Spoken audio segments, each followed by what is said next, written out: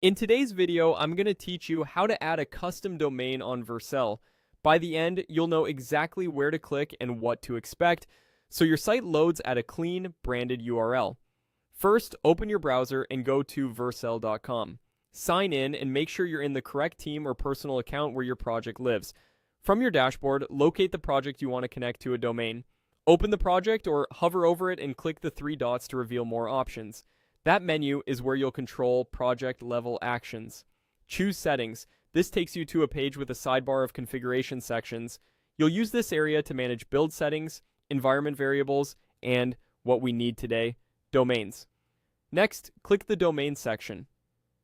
This page shows any domains already connected to your project and how traffic is routed. It's also where you add new domains. Click Add Existing. Use this when you already own a domain from a registrar and want to point it to Vercel. This is different from purchasing a new domain. You're simply linking a domain you control so Vercel can serve your project on that address. Now add your subdomain or root domain. Type the exact host name you want to use, such as example.com for the root or app.example.com for a subdomain. Don't include HTTP or HTTPS and avoid trailing slashes.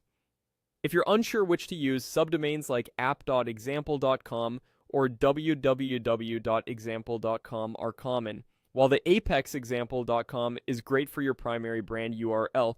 Only enter domains you own or are authorized to manage. Click Save. Vercel will run checks and, if needed, prompt you to verify ownership and configure DNS.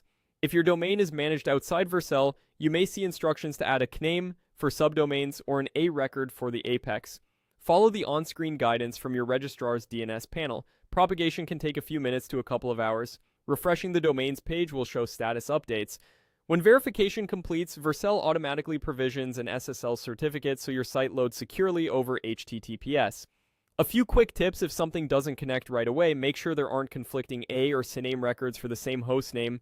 Avoid adding the same domain to multiple Vercel projects in the same team. And temporarily disable any third-party proxy features during verification so Vercel can detect the correct records. Also confirm you're operating in the correct team since domains are scoped per team. That's the full flow. Go to Vercel, open your project, head into settings, select domains, choose Add Existing, enter your domain or subdomain, and save. Your custom domain is now on its way to being live.